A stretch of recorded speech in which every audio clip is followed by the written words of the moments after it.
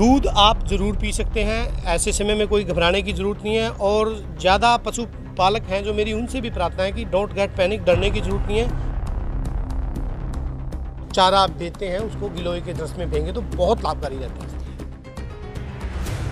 हम गायों को हल्दी या घी या हल्दी या तेल की नाल दे सकते हैं, या उसको आटे का पेड़ा बना के हल्दी उसमें डाल के उनको खिला सकते हैं, तो उसके बहुत अच्छे और चमत्कारिक प्रभाव इसमें देखने को मिलते हैं।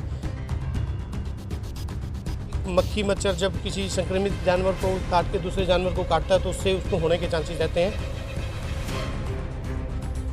पशुपालकों से विशेष रूप से जितनी भी गौशाला उनके जो प्रबंधक हैं उनसे विशेष रूप से प्रार्थना है कि जो संक्रमित पशु हैं उनको दूर रखिए।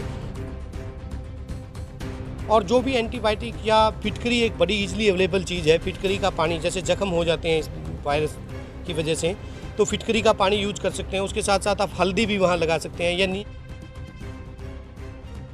नंबर 1 तो इसका मोर्टेलिटी रेट बहुत कम है। इस बीमारी से पशुओं के मरने के चांसेस बहुत कम है। यदि हम थोड़ी सी भी केयर करेंगे तो 15-20 दिन में ये पशु उस बीमारी से उबर जाते हैं। गायों में फैल रहा लंपी वायरस लगातार बढ़ता जा रहा है। लंपी वायरस के कारण मौत बहुत बड़ी चिंता का विषय है। किसानों की चिंता पर प्रदेश के मुख्यमंत्री मनोहर लाल तक चिंतित हैं, जिस विषय में आयुर्वेद ने कुछ प्रयास किए हैं जो लंपी वायरस से गायों को उबारने का काम कर रही है। इस विषय में आज हम डॉक्टर जितेंद्र गिल से बात करेंगे। डॉक्टर साहब, नाम अपना डेजिग्नेशन। जी, मैं डॉक्टर जितेंद्र गिल आयुर्वेदिक चिकित्सा अधिकारी हूं और मैं सदस्य हूं भारतीय चिकित्सा परिषद का, हरियाणा सरकार की तरफ से पूर्व सदस्य। और मैं यहां सिविल हॉस्पिटल कैथल में एज ए आयुर्वेदिक फिजिशियन कार्य करता हूं। डॉक्टर साहब, आयुष में लंपी स्किन को लेकर क्या है? देखिए, आयुर्वेद में बहुत से कारगर उपाय हैं कि किस प्रकार से हम जो ह्यूमन बींग्स में, मनुष्यों में जो चिकित्सा करते हैं उसकी पशुओं में भी बहुत अच्छे तरीके से, बड़ी कारगर तरीके से उनका उपयोग किया जा सकता है। और किस प्रकार से हम जो ये लिम्पी स्किन वायरस डिजीज़ फैली हुई है इसमें बहुत कारगर रूप से हल्दी कारगर है। किस प्रकार से जैसे हम गायों को हल्दी या घी या हल्दी या तेल की नाल दे सकते हैं, या उसको आटे का पेड़ा बना के हल्दी उसमें डाल के उनको खिला सकते हैं, तो उसके बहुत अच्छे और चमत्कारिक प्रभाव इसमें देखने को मिलते हैं। और बहुत से पशुओं में ऐसा देखने में आया कि खाना पीना छोड़ देते हैं इस बीमारी में, तो उसके लिए भी बहुत से आयुर्वेदिक उपाय हैं। जैसे हम आटे के पेड़े में थोड़ा सा सौंठ का चूर्ण या काली मिर्च का पाउडर मिला के, हल्दी मिला के देंगे तो उनकी भूख जागृत होती है। उसके साथ साथ गिलोय एक बहुत कारगर आयुर्वेदिक मेडिसिन है जो इजीली अवेलेबल है और जिसको पशु आसानी से खा भी लेते हैं। तो गिलोय खाने को भी दे सकते हैं, या गिलोय को कूट के उसका पानी हम पिला भी सकते हैं उनको, या पानी उसका आटा या जो हम उनकी जो चारा देते हैं उसको गिलोय के रस में भेंगे तो बहुत लाभकारी रहता है। लंपी स्किन किस तरह से पशुओं में अटैक कर रही है जी? देखिए, ये एक वायरस की वजह से होता है और ये वेक्टर बोरन डिजीज़ है। एक मक्खी मच्छर जब किसी संक्रमित जानवर को काट के दूसरे जानवर को काटता है तो उससे उसको होने के चांसेस रहते हैं। तो मेरी सभी पशुपालकों से विशेष रूप से जितनी भी गौशाला उनके जो प्रबंधक हैं उनसे विशेष रूप से प्रार्थना है कि जो संक्रमित पशु हैं उनको दूर रखिए और उनको मक्खी मच्छरों से बचा के रखिए, ताकि किस प्रकार से बहुत अच्छे तरीके से हम मैनेज कर सकते हैं कि किस प्रकार से नीम का धुआं करके या बहुत से अन्य उपाय करके हम किस प्रकार से मक्खी मच्छरों से इन गायों को बचा सकते हैं। क्या ये गायों से मनुष्यों में भी आने की संभावना है जी? देखिए, बिल्कुल भी नहीं। ये पशुओं से पशुओं में ही फैलेगा और पशुओं से मनुष्यों में फैलने की ऐसी इसकी कोई हिस्ट्री नहीं है, तो इसके लिए डरने की कोई ज़रूरत नहीं। इस बीमारी में डॉक्टर साहब बताया गया है कि कोई भी पशु कुछ भी नहीं खाता, ऐसे में पशुपालक क्या करें? हाँ, ये बहुत बात देखते हैं। जब इसका जोर होता है वायरस का तो पशुओं को भूख लगनी बंद हो जाती है।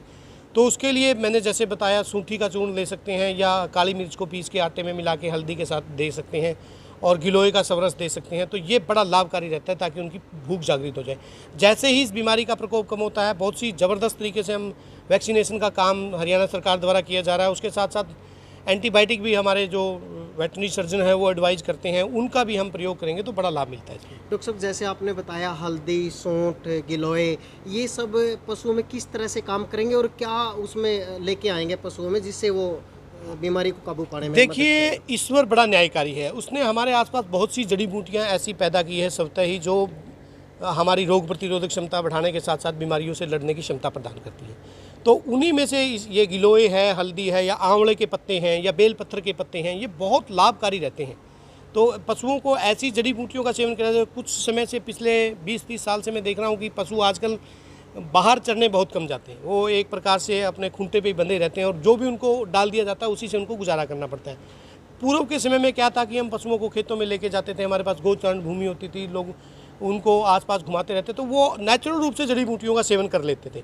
लेकिन आज दुर्भाग्यवश से उनको वो जड़ी बूटियाँ नहीं मिल पाती, जिससे उनकी शरीर की रोग प्रतिरोधक क्षमता कमज़ोर हो जाती है और इस प्रकार की बीमारियों के अटैक उनको बहुत जल्दी आते हैं।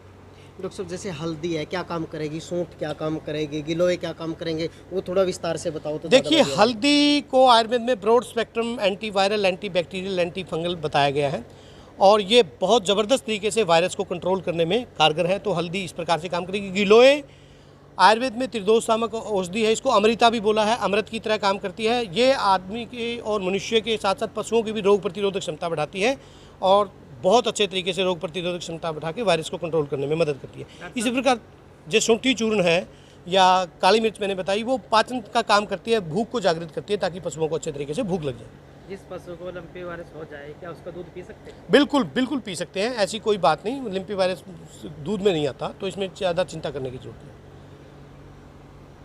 तो डॉक्टर साहब, पशुपालकों को किन बातों का ध्यान रखना चाहिए? पशुपालकों को ऐसे समय में सबसे पहले तो हमें जो भी गाइडलाइंस हमारे हरियाणा सरकार द्वारा, पशुपालन विभाग द्वारा समय समय पर दी जा रही है, उनका पालन करें। उसके साथ साथ वैक्सीनेशन की तरफ फोकस करें, ज़रूरी है ये। और जो भी एंटीबायोटिक या फिटकरी एक बड़ी ईजिली अवेलेबल चीज़ है, फिटकरी का पानी, जैसे जख्म हो जाते हैं इस वायरस की वजह से, तो फिटकरी का पानी यूज कर सकते हैं। उसके साथ साथ आप हल्दी भी वहाँ लगा सकते हैं या नीम के पत्तों का पानी बॉयल करके उससे भी पशुओं को स्नान करा सकते हैं, वो बड़ा कारगर है।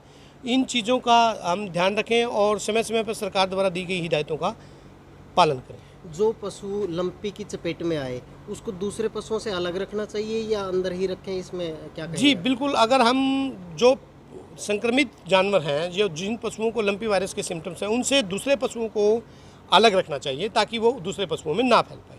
आयुष विभाग से कोई ऐसी दवा पैदा की गई हो जो हम पशुपालकों तक पहुंचा सकें? देखिए, अभी डिपार्टमेंट की तरफ से ऐसा कुछ नहीं, लेकिन हमारे पास पिछले 1-1.5 महीने से लोगों के फ़ोन आ रहे हैं, तो अपने लेवल पे जो हम लोगों की मदद कर सकते हैं, जैसे गिलोय के बारे में मैंने बताया, आंवले के पत्तों के बारे में बताया, हल्दी के बारे में बताया, फिटकरी के बारे में बताया, तो ये ईजिली अवेलेबल चीज़ें हैं और मुझे लगता है कि हर घर में आपको गिलोय मिल जाएगी, आंवले के पत्ते ईजिली मिल जाएंगे, हल्दी का सबको पता है। तो इन चीज़ों, फिटकरी ईजिली अवेलेबल चीज़ है, तो इन्हीं का प्रयोग करके हम इस बीमारी को कंट्रोल करने में लोगों की मदद कर रहे हैं। उसके साथ साथ जो हमारा पशुपालन विभाग है, हरियाणा सरकार पूर्ण रूप से जागरूक है और बहुत अच्छे तरीके से हम इसको मैनेज कर पाए हैं। बहुत सी गौशाला में मैं गया हूँ, बहुत सी गाँव की गौशाला, फतेहाबाद, जींद, हिसार, काफ़ी डिस्ट्रिक्ट्स में मैं घूमा हूँ, तो बहुत अच्छे तरीके से हमने इसको नियंत्रित कर लिया है लगभग। और पशुपालक भाई भी हैं, वो भी पूरे जागरूक हैं इस विषय में।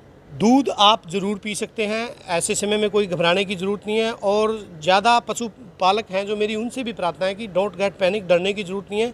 नंबर 1 तो इसका मोर्टेलिटी रेट बहुत कम है, इस बीमारी से पशुओं के मरने के चांसेस बहुत कम है। यदि हम थोड़ी सी भी केयर करेंगे तो 15-20 दिन में ये पशु उस बीमारी से उबर जाते हैं और सैकड़ों ही पशु, हमारे हज़ारों पशु हमने देखे हैं जो ठीक हो चुके हैं।